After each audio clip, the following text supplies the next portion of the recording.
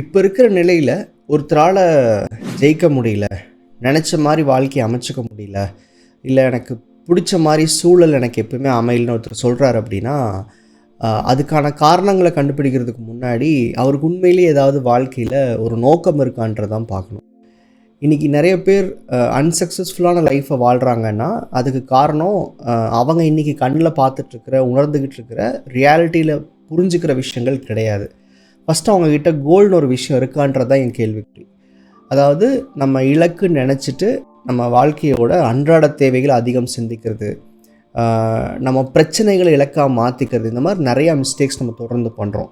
So ஒரு இலக்கு சரியாக இல்லாமல் இருந்தாலும் நம்ம ஒரு அன்சக்ஸஸ்ஃபுல்லான ஒரு டெஸ்டினேஷன் நோக்கி தான் போயிட்டுருப்போம். ஏன்னா நமக்கு என்ன வேணுன்றதில் நமக்கு புரிதல் இல்லை இல்லையா? ஸோ அப்போ ஒரு இலக்கை எப்படி அமைச்சிக்கிறதுன்றத ஒரு சிம்பிளாக ஒரு 4-5 ஸ்டெப்ஸில் நான் எக்ஸ்பிளைன் பண்ணுறேன். இப்போ இலக்குன்னு உடனே பெரிய பெரிய லட்சியங்கள் அப்படிலாம் நான் இங்கே பேசலை. சந்தோஷமான வாழ்க்கைக்கு எனக்கு என்ன வேணும்னு தெரிஞ்சிருக்கணும்ல, அதை எப்படி புரிஞ்சுக்கிறதுன்றது தான் இங்கே நான் சொல்கிற இந்த கோல் செட்டிங் இது விஷயங்கள் எல்லாமே. இந்த இடத்துல நீங்கள் ஈர்ப்பு விதியை கூட ஒதுக்கி வச்சிடலாம். ஏன்னா அதை பற்றி நம்ம சேனலில் நிறையா பேசிகிட்டு இருக்கோம். ஈர்ப்பு விதியை கூட ஒதுக்கி வச்சுருங்களேன். உங்களுக்கு என்ன வேணும்னு அண்டர்ஸ்டாண்ட் பண்ணிக்கிறதுக்கே ஒரு ஃபார்மேட் நீங்கள் கோ த்ரூ பண்ண வேண்டியது இருக்குது. சில நேரங்களில் இது உங்களுக்கு ஒரு 3 மாதம் கூட எடுத்துக்கலாம் ஒரு இலக்கை சரியாக புரிஞ்சுக்கிறதுக்கு. அந்த வகையில் இலக்கை எப்படி ரொம்ப சுலபமாக அமைச்சிக்கிறதுன்றது தான் இந்த வீடியோவில் நம்ம பேசப்போம். ஈர்ப்பு விதியை பற்றி நிறையா தெரிஞ்சுக்கணும், இதை பற்றி நீங்கள் கற்றுக்கணும்னு நினச்சிங்கன்னா நம்ம சேனலில் ஒரு 6-7 இயர்ஸ் இதை பற்றி பேசிகிட்டு இருக்கோம். பழைய வீடியோஸ்லாம் பாருங்கள். உங்களுக்கு இது சூட்டபிளாக இருக்குது, புரிகிற மாதிரி இருக்குது அப்படின்னா மறக்காமல் சப்ஸ்கிரைப் பண்ணிக்கோங்க.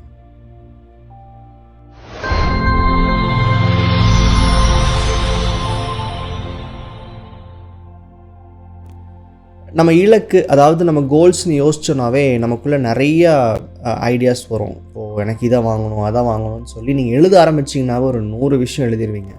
பொருளாக மட்டும் இல்லாமல் நமக்கு சில விஷயஸ் இருக்கும். லைக் ஒரு ப்ரைட் அச்சீவ் பண்ணணும்னு நினைப்போம், இல்லை அடுத்தவங்களுக்கு உதவணும்னு நினைப்போம். இந்த மாதிரி நிறைய விஷயங்கள் நமக்குள்ளே தோணும். இதை எழுத ஆரம்பிச்சிங்கன்னா உங்களுக்கு எழுதி முடிக்கும்போது இதை நீங்கள் எழுத ஆரம்பிச்சிங்கன்னா இதை எழுதி முடிக்கும்போது என்ன எழுதுனீங்கிறது கூட மறக்கிறதுக்கு வாய்ப்பு இருக்குது. ஏன்னா அந்த மாதிரி நமக்கு நிறையா கோல்ஸ் இருக்குன்னு நினச்சிட்ருப்போம். உண்மையில் சொல்லப்போனால் இதில் நிறையா விஷயங்கள் வெறும் பிளான் தான். இது இலக்குக்கே வராது. இலக்குன்றது ஒரு இடத்த அடையிறதுக்கான ஒரு விஷயத்த நம்ம எழுதுகிறோம், டெஸ்டினேஷன்னு சொல்லுவோம். ஆனால் நீங்கள் எழுதுகிற நிறைய இலக்குகள் பார்த்திங்கன்னா வெறும் பிளான். அதாவது இந்த ரூட்ஸ்ன்னு சொல்லுவோம்ல, அதாவது நம்ம எந்த இடத்துக்கு போகிறோமோ அந்த இடத்துக்கு போகிற அந்த ரைட் டர்ன்ட்டு லெஃப்ட் டர்ன்னு சொல்லுவோம்ல மேப்பில், அந்த மாதிரி நம்ம ஒவ்வொரு சின்ன சின்ன ஸ்டெப்ஸையுமே கோல்னு மாற்றி வச்சுருக்கோம். அப்படி இல்லாமல் எதை நோக்கி போகிறோமோ அதை தான் இங்கே இலக்கு நம்ம மீன் பண்ணுறோம். அப்போது நம்ம இங்கே இலக்குன்னு பேசும்போது நம்ம பேசுகிற ஒரு 6 விஷயங்கள் இருக்குது வாழ்க்கையில். Health, wealth, money, relationship, career and செல்ஃப்னு சொல்லுவோம். நம்மளை சார்ந்த விஷயங்கள்னு சொல்லுவோம். இந்த 6 கேட்டகரி படி தான் நம்ம இங்கே இலக்குன்னு பேசுகிறோம். அதை தாண்டி நிறையா இருக்குது, எவ்வளோ வேணால் பேசிகிட்டு இருக்கலாம். ஆனால் சந்தோஷமான வாழ்க்கைக்கு நான் புரிஞ்சுக்கணும் அப்படின்னா இந்த 6 வழிகளில் யோசிச்சா கூட போதும்னு சொல்லுவேன். ஸோ முதல் விஷயம், நம்ம ஒரு இலக்கை புரிஞ்சுக்கிறதுக்கு முதல்ல நம்மளை சுற்றி இருக்கிற அந்த இறைச்சல்னு சொல்லுவோம், சத்தம் சொல்லுவோம் இல்லையா, அதை ஆஃப் பண்ணணும். அதாவது நான் சுயமாக ஒரு விஷயத்தை யோசிக்கணும்னா நான் அதை யோசிக்கிறதுக்கான ஒரு அமைதியான நிலை எனக்கு வேணும். அப்போ இதுக்கு நான் மெடிடேட் பண்ணோமானா அப்படி கிடையாது. இயற்கையாகவே அந்த மாதிரி சூழலை உங்களுக்குள்ள உருவாக்கிக்கிறது, உங்களை சுற்றி உருவாக்கிக்கிறது ரொம்ப ரொம்ப அவசியம். இது எவ்வளோ நாள் பண்ணணும்? அட்லீஸ்ட் ஃபஸ்ட்டு 3 to 4 months இந்த இலக்கை தெரிஞ்சுக்கணும், என் வாழ்க்கையில் எனக்கு பிடிச்ச மாதிரி நான் போகணும்னா at least first 2 to 3 months 3 to 4 monthsக்கு இந்த மீடியா, இந்த சரௌண்டிங் நாய்ஸஸ், உங்களுக்குள்ள எண்ணங்களை ஏற்படுத்தக்கூடிய எந்த ஒரு விஷயத்தையும் உங்கள்கிட்ட விளக்கணும்.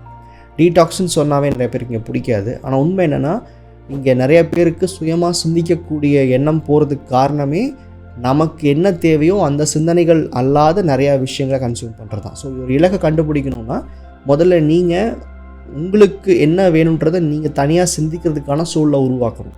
அடுத்தவங்களை கேட்டோ பக்கத்தில் இருக்கிறவங்க கூடிய நம்ம பேசிக்கிட்டு இருக்கோம், இல்லை மீடியா பார்த்துட்ருக்கோன்னா நம்ம இலக்குகள் டைவெர்ட் ஆகிறதுக்கு நிறையா வாய்ப்புகள் இருக்குது. இன்றைக்கி ஏன் உங்களுக்கு ஒரு சில விஷயங்கள் கிடைக்கல அப்படின்னா நீங்கள் சுயமாக சிந்திக்கலை. உங்கள் சுற்றி இருக்கிற ஆட்களுடைய வாழ்க்கையை பார்த்து அதன் பயத்தின் விளைவாக தான் அவங்க நிறைய இலக்குகள் நீங்கள் வச்சுருப்பீங்க. இன்றைக்கி ஏன் ஒருத்தரால் வேலையை விட்டு ஒரு பிஸ்னஸ்க்கு போக முடியலன்னா பயம். இன்றைக்கி ஏன் என்னால் ஒரு வேறு கண்ட்ரியில் போய் ஒர்க் பண்ண முடியாதானா பயம். இந்த பயத்தை கற்றுக் கொடுக்கறதுக்கான விஷயங்கள் தான் சுற்றி வச்சுருக்கோம். ஸோ அப்போது நம்ம சுயமாக சிந்திக்கணும். நம்ம இலக்குகள் நம்மளோட தான் இருக்கணும்னா அதுக்கு நம்மளை தனிமைப்படுத்திக்கிறத தவிர ஒரு வழி இல்லை.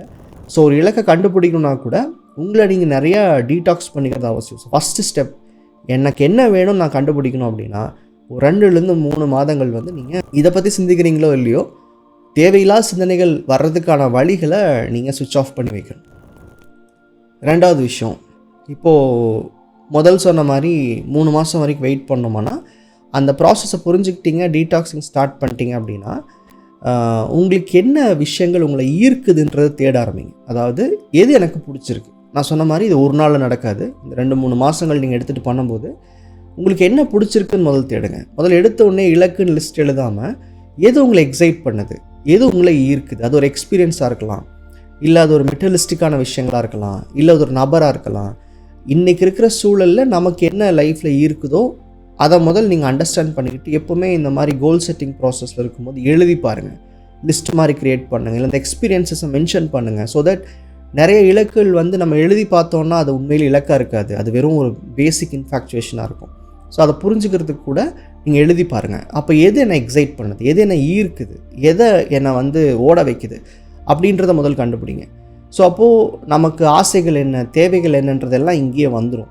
எது நான் பண்ண எக்ஸைட் ஆகிறேன், இப்படிப்பட்ட ஒரு வேலையா, இப்படிப்பட்ட ஒரு பொருளா, இப்படிப்பட்ட ஒரு எக்ஸ்பீரியன்ஸான்றதை நீங்கள் கண்டுபிடிச்சிருவீங்க.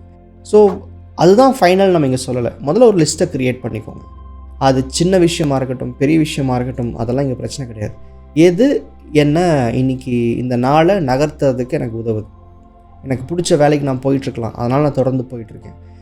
எனக்கு இப்படி ஒரு லெவல் ஆஃப் ப்ரொமோஷனுக்காக நான் எதிர்பார்க்குறேன், ஐடியா இருக்கா, எழுதிக்கோங்க. இப்படி ஒரு பிஸ்னஸ் ஸ்டார்ட் பண்ணணும்னு நினைக்கிறேன், எழுதிக்கோங்க. இல்லை இப்படிப்பட்ட ஒரு இடத்துக்கு நான் விசிட் பண்ணணும்னு நினைக்கிறேன். ஸோ ஏதோ ஒன்று உங்களை இந்த நாளை நகர்த்துறதுக்கோ இல்லை தொடர்ந்து உழைக்கிறதுக்கோ உங்களை வந்து ஈர்க்குதுன்னு சொல்லுவோம்ல. அப்போ அந்த ஈர்க்கிற விஷயங்களை நீங்கள் லிஸ்ட் மாதிரி க்ரியேட் பண்ணிக்கலாம். இது என்ன வேணால் இருக்கட்டும். நான் முதல் சொன்னோம்ல, health, wealth, money, relationship, career, செல்ஃப்ன்ட்டு. ஸோ நான் இன்றைக்கி எந்திரிச்சு டெய்லியும் காலையில் ஒரு 1/2 hour நான் வாக் பண்ணுறேன், இல்லை ஒரு ஜிம் போகிறேன் அப்படின்னா, ஹெல்த்தில் எனக்கு ஏதோ ஒரு விஷயம் ஈர்க்குது. ஸோ அப்போ நம்மளை எது ஈர்க்குதோ அதை இங்கே வந்து நீங்கள் லிஸ்ட் மாதிரி க்ரியேட் பண்ணிக்கோங்க. 3வது ஸ்டெப் என்ன அப்படின்னா, இப்போ நம்ம ஈர்க்கிறது மட்டும் இல்லாமல் சில விஷயங்கள் வந்து நமக்கு கட்டாயப்படுத்த வேண்டியதாக இருக்குது லைஃப்பில். அப்போது அந்த கட்டாயங்கள் அப்படின்னா, எனக்கு இன்றைக்கிட்ட ஒரு விஷயம் இல்லை, ஸோ அதனால் அதை தேட வேண்டியதாக இருக்குது. அதாவது கட்டாயங்கள் என்ன, சர்வைவலுக்கான நீட்ஸு.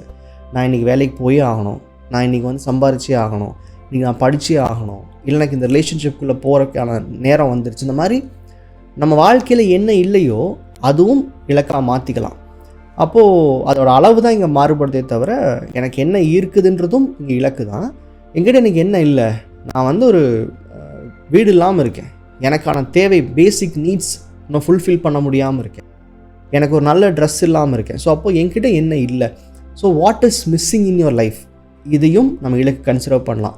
இன்றைக்கி ப்ளைனாக எடுத்துகிட்டு போய் பேசினோன்னா அவங்களுக்கு என்ன வேணும்னே தெரில, அப்போது எனக்கு இலக்கு எப்படி அமைச்சிக்க தெரில, எப்படி அதை நான் வந்து எனக்குள்ளே உருவாக்குறேன்னு தெரிலம்பாங்க. ஃபஸ்ட்டு நான் கேட்குற கேள்வி, லைஃப்பில் என்ன இல்லைன்னு தேடுறீங்க, முதல்ல அதை கண்டுபிடிங்க. எல்லாமே இருந்துச்சுன்னா அப்போ இலக்குன்னு ஒன்று அவசியமே இல்லையே. அப்போது இன்றைக்கி ஏதோ ஒன்று தேடுறீங்கன்னா ஈஸியாக கண்டுபிடிக்கக்கூடிய விஷயம் அப்படின்றது நம்மக்கிட்ட என்ன இல்லைன்றது தான். அப்போது எது இல்லைன்றதையும் நீங்கள் லிஸ்ட் மாதிரி க்ரியேட் பண்ணிக்கோங்க. ஸோ அப்போது முதல் விஷயம் உங்களை டீக்ளட்டர் பண்ணிக்கணும். அப்போ அதுக்கான சுச்சுவேஷன் உருவாக்கிக்கணும், மீடியா பீப்புள்கிட்டேருந்து வெளியே விலகி நிற்கணும். 2வது விஷயம், உங்களை எது ஈர்க்குதுன்னு கண்டுபிடிச்சி ஒரு லிஸ்ட் எடுத்துக்கோங்க. 3வது எது உங்கள்கிட்ட இல்லைன்னு கண்டுபிடிச்சி அதையும் லிஸ்ட் எடுத்துக்கோங்க. இப்போது 4வது விஷயம் என்ன அப்படின்னா, நீங்கள் உருவாக்கின லிஸ்ட் எடுத்து பார்த்தீங்கன்னா நிறையா வந்து ஜஸ்ட் ஒரு ஆக்ஷன் பிளானெல்லாம் நம்ம கோலில் வச்சுருக்கோம். எக்ஸாம்பிள் சொல்லணுன்னா, இன்றைக்கி ஒரு நல்ல வேலைக்கு போகணுன்னு நினைக்கிறோம், ஆனால் அந்த வேலைக்கு போகிறதுக்கான ஒரு சப் கோல் அப்படின்றது இன்றைக்கி எக்ஸாமுக்கு ஒழுங்காக படிக்கணுன்றது, இன்டர்வியூ ஒழுங்காக அட்டன் பண்ணணுன்றது. இப்போ எனக்கு வந்து ஒரு பர்டிகுலர் பிஸ்னஸை ஸ்டார்ட் பண்ணணுன்னு ஆசை, ஆனால் அந்த பிஸ்னஸை ஸ்டார்ட் பண்ணுறதுக்கு நான் இன்றைக்கி அதுக்காக இதை பற்றி விசாரிக்க நான் போகணும், இல்லை 3 day ஒர்க் ஷாப் அட்டன் பண்ணணும் அப்படின்றதெல்லாம் கோலை எழுதியிருப்போம் சம்டைம்ஸ். அப்போது ஒரு இலக்கு இருக்குது, அதுக்கு உண்டான சப் கோல்ஸ், அதாவது அது இலக்குன்னு சொல்ல முடியாது, ஆனால் அதை தாண்டினா தான் அந்த இடத்துக்கு போக முடியும்னு இருக்குல்ல. அப்போ எதெல்லாம் உங்களுக்கு சப்கோலாக தெரியுதோ, எதெல்லாம் உங்கள் கடமைகளுக்குள்ளே வருதோ, ஃபார் எக்ஸாம்பிள் நான் ஆக்ஷன் எடுக்கணும்ல, ஆக்ஷன் எடுக்கிறதெல்லாம் வந்து வெறும் பிளான் தான், அது வந்து ஒரு டாஸ்க் நோட் பண்ணி வைப்போம் டெய்லி. அந்த மாதிரி நம்ம ஆக்ஷன் எடுக்க வேண்டிய விஷயங்கள், கட்டாயமாக பண்ண வேண்டிய விஷயங்கள் எல்லாத்தையும் நம்ம கோலில் வச்சுருந்தோம்னா அதையெல்லாம் முதல் ரிமூவ் பண்ண ஆரம்பிங்க. ஏன்னா அது நீங்கள் சொன்னாலும் சொல்லாட்டியும் செஞ்சு தான் ஆகணும். எப்படி சாப்பிட்றதுக்கு, தூங்குறதுக்கு, வீட்டு வேலைகளை செய்கிறதுக்கு வந்து இலக்குகள் அமைச்சிக்க முடியாதோ, சில விஷயங்கள் வந்து கண்டிஷனில் இருக்கும். ஆமாம், நீ வேலைக்கு போய் தான் ஆகணும்னு இருக்கும், அப்போ அதையில இலக்குகளை வச்சுருப்போமா. அப்போ எதெல்லாம் வந்து நம்ம கட்டாயங்களில் வருதோ அதையெல்லாம் அந்த கோல்லேருந்து எடுக்க ஆரம்பிங்க. ஏன் சொல்கிறேன் அப்படின்னா, நீங்கள் கட்டாயமாக செய்ய வேண்டிய விஷயத்துக்கு எதுக்கு போய் ஒரு பெரிய மேனிஃபெஸ்டேஷன், எதுக்கு வந்து நான் அவ்வளோ பெரிய முயற்சி போடணும், எப்படியும் அதை கடக்கும்போது செய்ய தான் போகிறீங்க. ஸோ அப்போது எதெல்லாம் அவங்க ரெஸ்பான்சிபிலிட்டிஸ் இருக்கோ அதெல்லாம் ஒதுக்கிட்டு, ஃபார் எக்ஸாம்பிள் சில பேர் என் பையன் நல்லா படிக்க வைக்கணும்னு கோல் வச்சுருப்பாங்க.